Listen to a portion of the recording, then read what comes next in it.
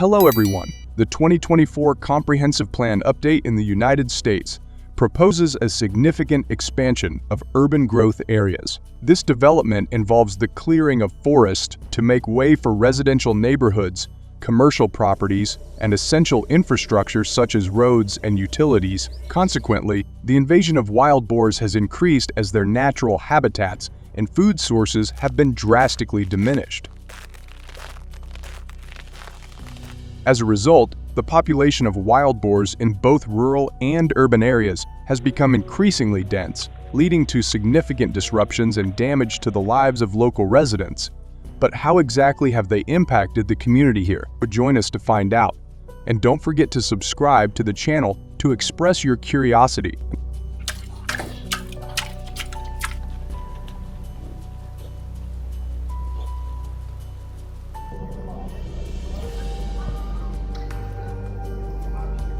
Wild boars pose a significant threat to agriculture due to their invasive nature, which disrupts local ecosystems.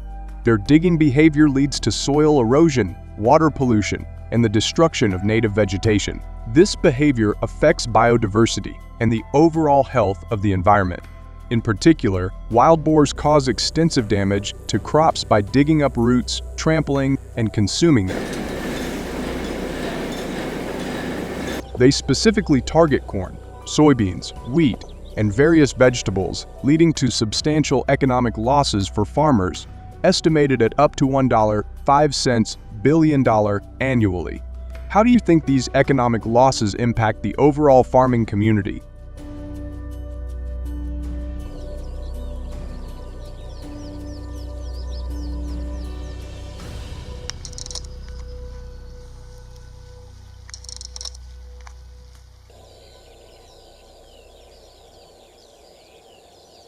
The issue extends beyond rural areas, as wild boars increasingly invade urban regions. In cities like San Antonio, Texas, there have been numerous reports of wild boars uprooting lawns and gardens, leaving homeowners with costly repairs. John, a resident of San Antonio, described his garden as looking like a tiller had run through it, rendering it almost unrecognizable. The damage caused by wild boars is not just aesthetic. They also break down the soil, making it challenging for trees and other plants to regrow. Have you or anyone you know experienced similar issues with wild boars in urban areas?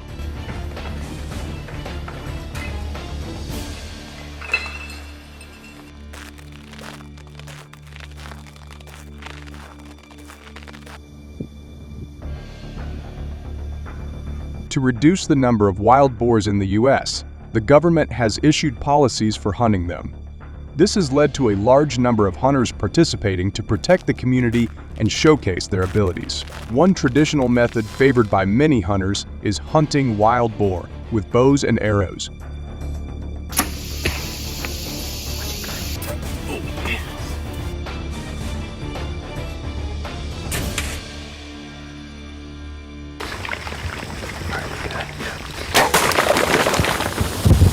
When selecting devices, hunters often use compound bows because of their power and accuracy. Curved bows and long bows are also used by traditional hunters. For arrows, heavier ones are preferred for better penetration. Fixed-blade arrows, or mechanical arrows, are used to ensure a successful hit. It is recommended to use a bow with at least 50 pounds of pull to ensure the arrow can penetrate the wild boar's tough skin and thick muscles.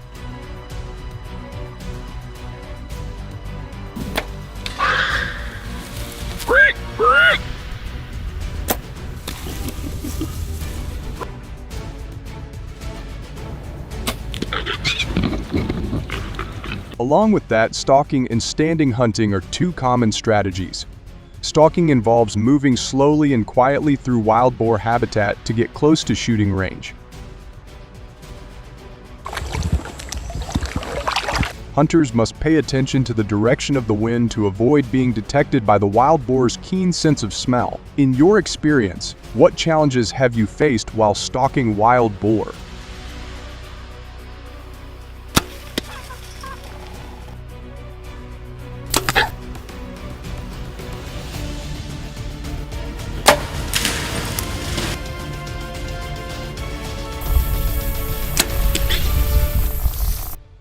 However, hunting wild boar with a bow and arrow presents several challenges. Bow hunters need to get much closer to their prey than rifle hunters, typically within 20-30 yards. This increases the risk of being detected by wild boars, which have a keen sense of smell and hearing. Wild boars have thick skin and hard cartilage on their shoulders, making it difficult for arrows to penetrate deeply. This requires the use of sharp, broad-headed arrows and a bow with sufficient pulling power. Physically and mentally, hunting wild boar with a bow is demanding, requiring hunters to be in good health to overcome challenging environments. It also requires patience, focus, and the ability to stay calm under pressure. What strategies do you use to stay calm and focused during a hunt? Do you agree with this method? If yes, please like the video. If no, leave the number 0 in the comment section to share your opinion.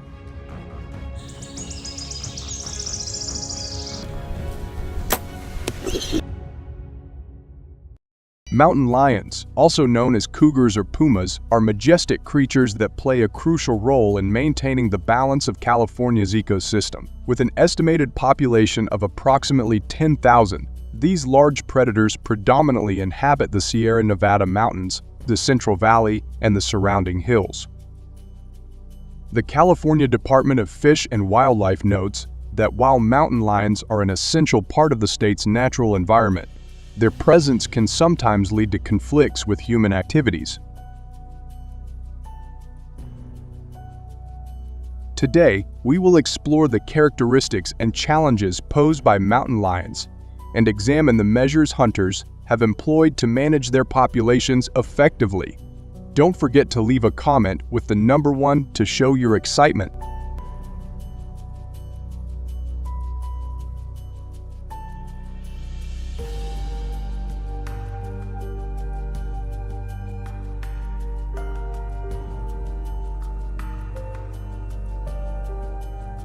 Mountain lions are apex predators, meaning they are at the top of the food chain and have no natural predators.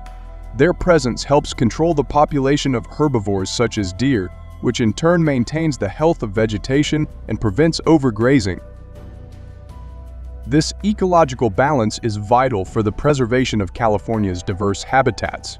However, as human populations expand into mountain lion territories, the potential for conflict increases.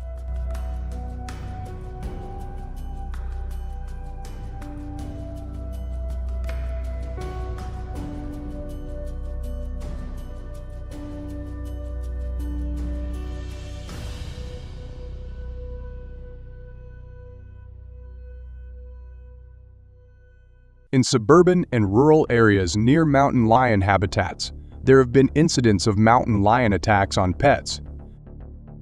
Dogs and cats left outdoors unattended are especially vulnerable to these predators. Such attacks not only result in the loss of beloved pets, but also cause fear and concern among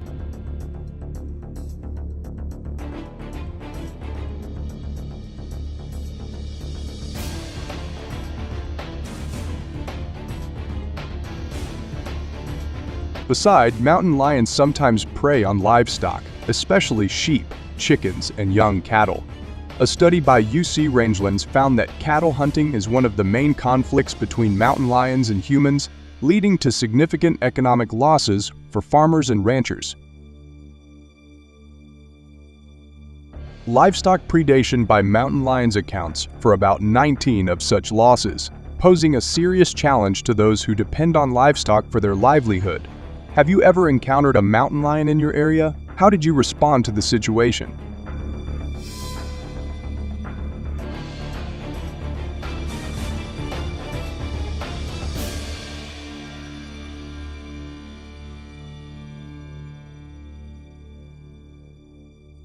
Given the challenges posed by mountain lions, various methods have been employed to manage their populations and mitigate conflicts.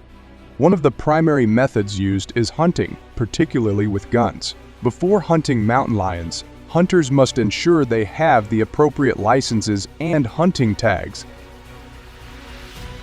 Additionally, they need a clear understanding of mountain lion behavior and the hunting regulations issued by the state. Hunting mountain lions with guns, when conducted responsibly, offers several advantages. One significant benefit is the quick and humane takedown of the prey.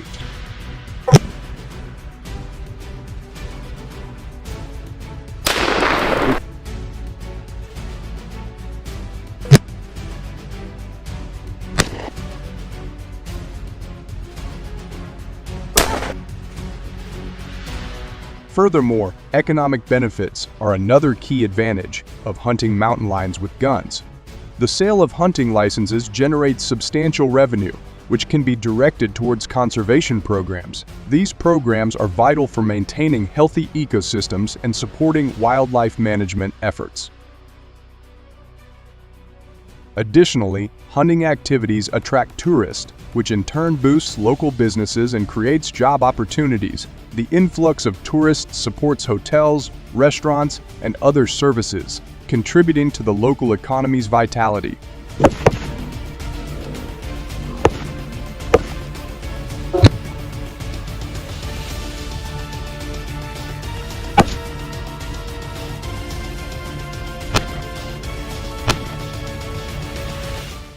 However, many people believe that hunting is inherently inhumane, as it causes unnecessary suffering to animals. The idea of an animal being killed for sport or population control can be deeply unsettling to those who value animal welfare. Witnesses have often shared stories of wounded animals enduring prolonged pain, highlighting the need for more humane approaches to wildlife management. What are your thoughts on this issue? Do you think the benefits of hunting outweigh the ethical concerns?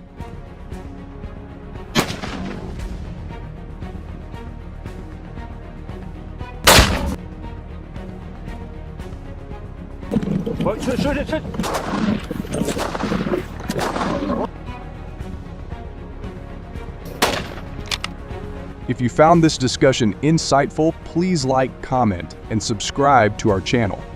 Your support helps us continue to bring you informative content about wildlife conservation and human-wildlife interactions, and keep watching our videos.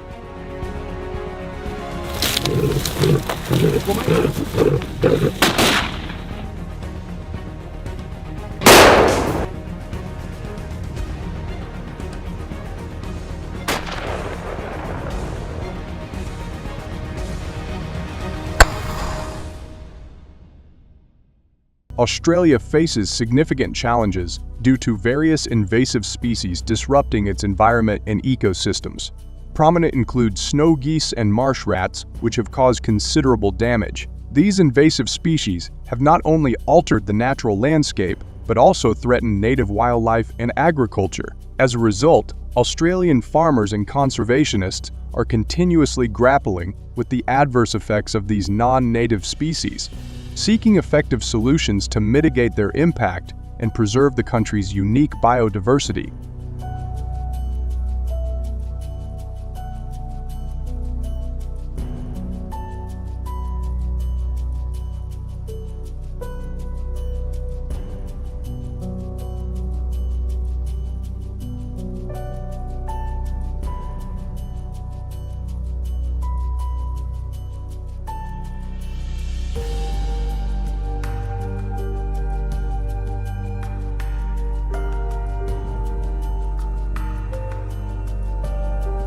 The invasion of snow geese in Australia began when immigrants introduced them to Melbourne in 1880.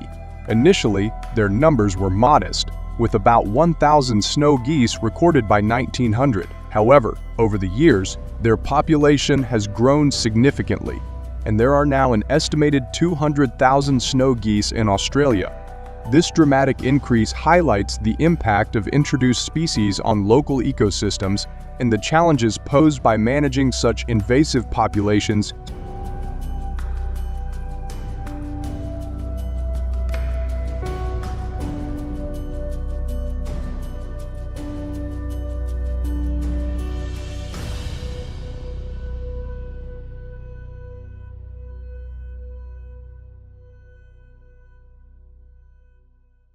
The presence of geese in urban areas has led to significant environmental pollution due to the accumulation of feces and garbage, posing serious sanitation issues. Additionally, Their loud noise creates a constant nuisance for residents, while their aggressive behavior can be threatening to people. This situation is particularly problematic in places like Richmond Park, where the geese not only damage the green landscapes, but also jeopardize the safety and livelihoods of the local community, making it difficult to maintain the area's natural beauty and public safety.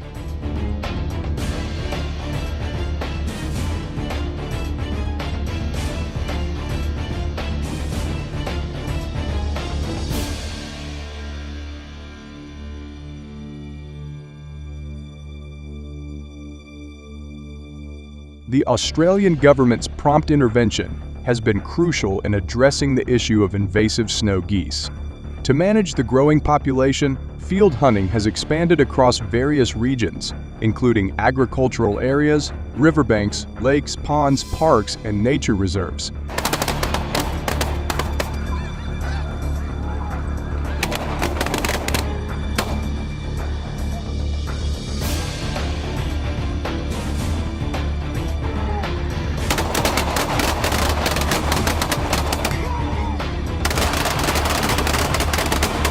Hunters use methods such as fake goose sounds and bait to attract snow geese effectively. To participate in these hunting activities, individuals must meet specific requirements, including being at least 18 years old, completing hunting safety training, and holding a government-issued hunting license.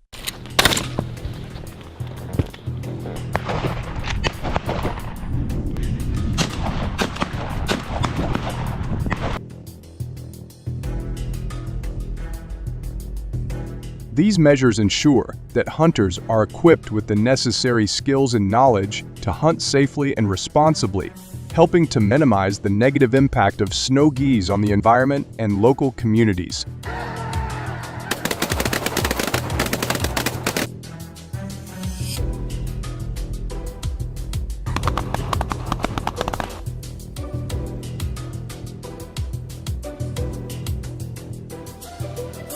The hunting of invasive geese populations in Australia has proven effective, particularly in key locations such as the Macquarie wheatlands in southern New South Wales and the Whitewater area in eastern Queensland.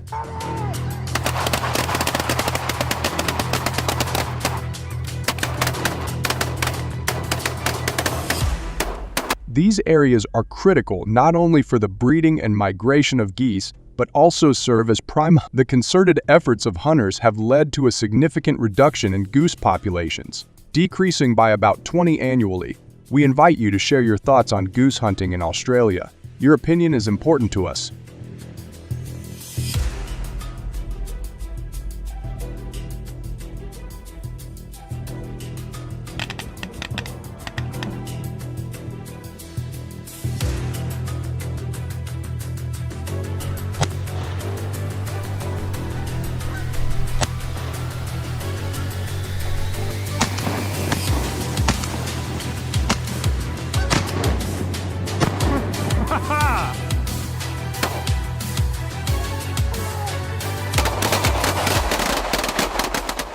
In about 10 states across the U.S., deer are creating severe problems, not only wreaking havoc on farms, but also causing countless car accidents, making traffic safety a major concern.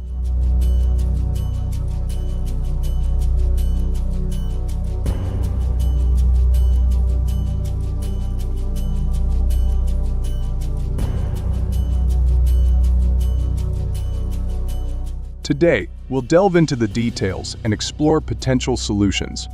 Join us in understanding the impact of these invasive animals and discovering how farmers are tackling this issue in our farm documentary.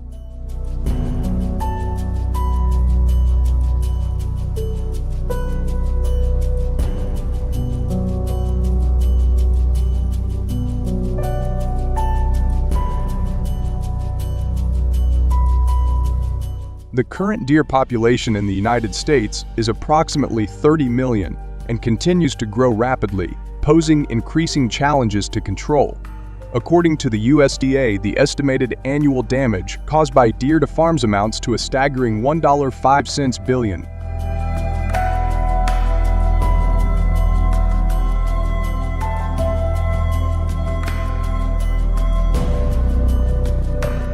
This figure not only includes the loss of crops but also encompasses the detrimental effects on infrastructure and the overall lifestyle of farming communities.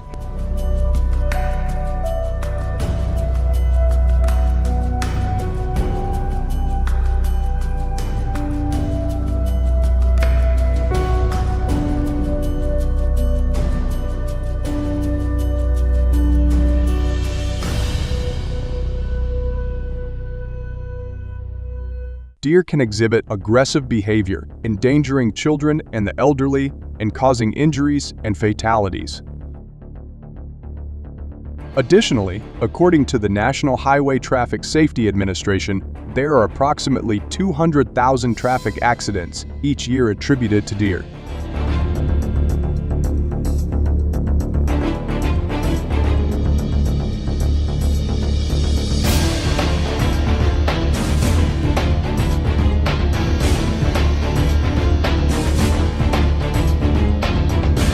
Hunting to control invasive deer populations has become popular.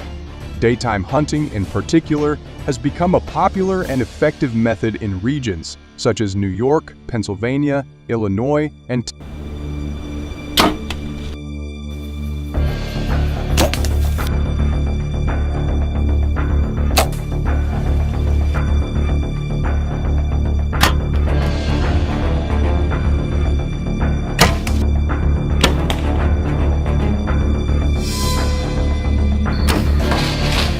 However, it's crucial for hunters to adhere to state regulations and licensing requirements, which vary across different states, ensuring sustainable and responsible hunting practices.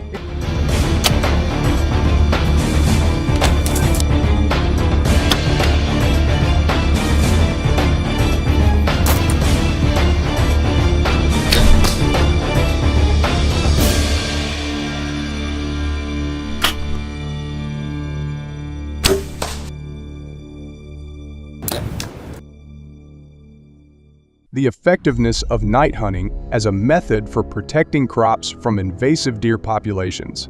Night hunting involves the strategic use of large headlights to detect and eliminate deer that threaten farmlands. This approach leverages the poor night vision of deer, making them easier targets and thereby reducing the damage they cause to crops.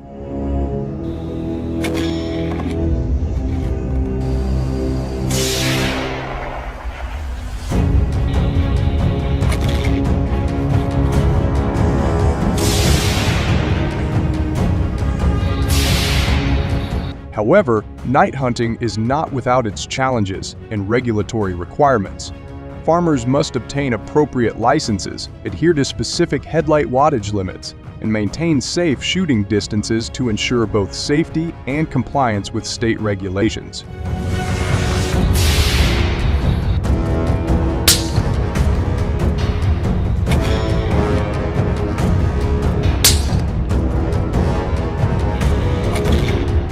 Snowy fields hunting is a particularly popular activity during the winter months, offering several advantages for those seeking to control deer numbers. The visibility of deer against the stark white backdrop of snow makes them easier to spot and track, significantly enhancing the efficiency of the hunt.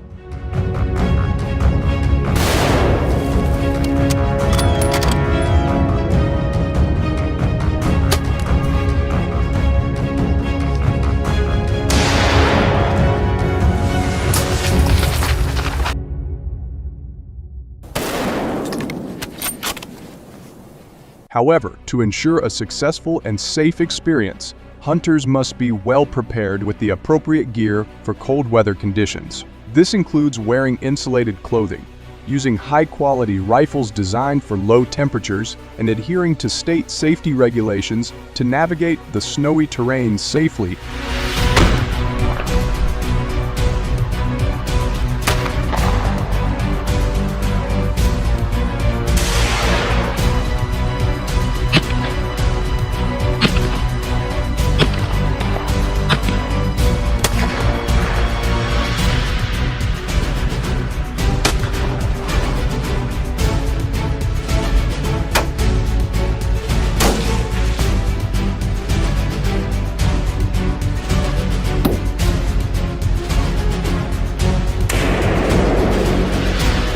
Furthermore, hunting supports related activities such as wildlife management services, guided tours, and lodging, which bolster local tourism and create